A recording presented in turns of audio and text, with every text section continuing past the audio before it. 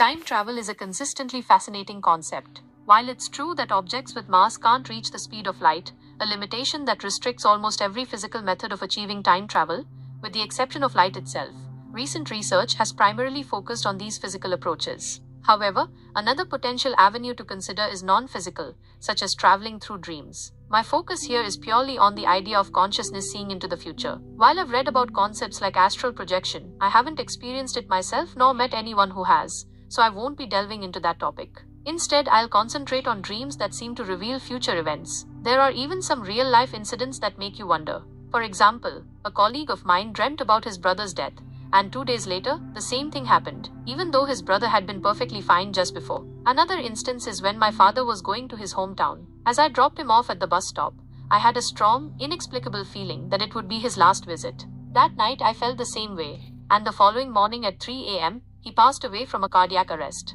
My dad usually traveled quite a bit, so why did I have such a strong feeling that particular time? That question still lingers with me, unanswered, and it's what makes me wonder about the possibilities of non-physical time travel. Personal experimentation with consciousness. Consciousness beautifully plays with our minds. Even though it's capable, it never reveals its full capabilities. I've read a few articles, without naming them, that suggest maintaining a meditative state might open possibilities for seeing visions. Driven by these profound experiences, I even attempted a personal experiment to see if I could consciously access a state of future seeing. I tried to hold my mind in a state analogous to quantum superposition, where, until an observer collapses the wave function, all possibilities exist simultaneously. My goal was to keep my mind completely plain, devoid of any specific thoughts. This was incredibly difficult.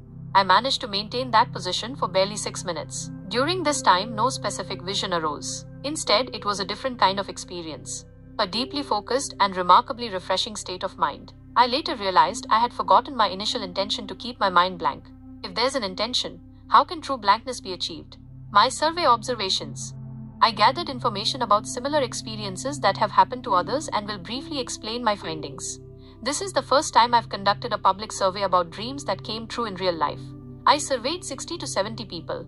A few told me they couldn't remember their dreams, and some said nothing like that had ever happened to them. 43 people, however, shared their experiences. I won't be uploading their individual stories, but I will present my observations based on their accounts. First and foremost, the most common theme is negative content. Nearly every dream described some kind of difficult situation. A major portion involved visions of death, a few concerned breakups, and younger individuals often dreamt about academic or personal difficulties. Interestingly, in most cases, the dreamer and the person who died in the dream shared a common genetic lineage, e.g., family members. Only a few dreams involved visions of non-relatives, such as neighbors. It's particularly striking that in a very small number of cases, dreamers saw a specific place and identified their surroundings in the dream as exactly the same as what happened in real life. Some might refer to this as déjà vu.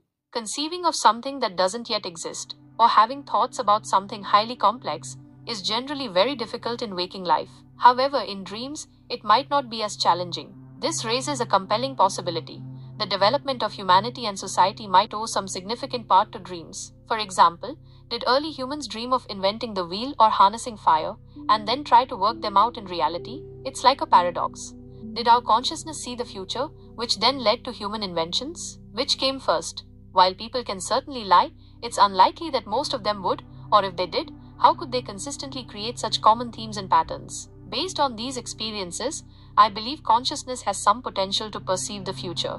However, not everyone can access this ability. For a select few, it seems to serve as a warning or a way to prepare them for future difficulties. Communication of precognitive dreams. It's actually very interesting to consider how consciousness might communicate a looming negative event and prepare us for it. In such situations, our physical body is completely fine. Consciousness cannot inflict pain or use physical means to warn us. Instead, it seems to engage the heart, playing with blood pumping, which is why we often say, something is wrong, my chest feels heavy, or my gut senses something bad, what we recognize as intuition.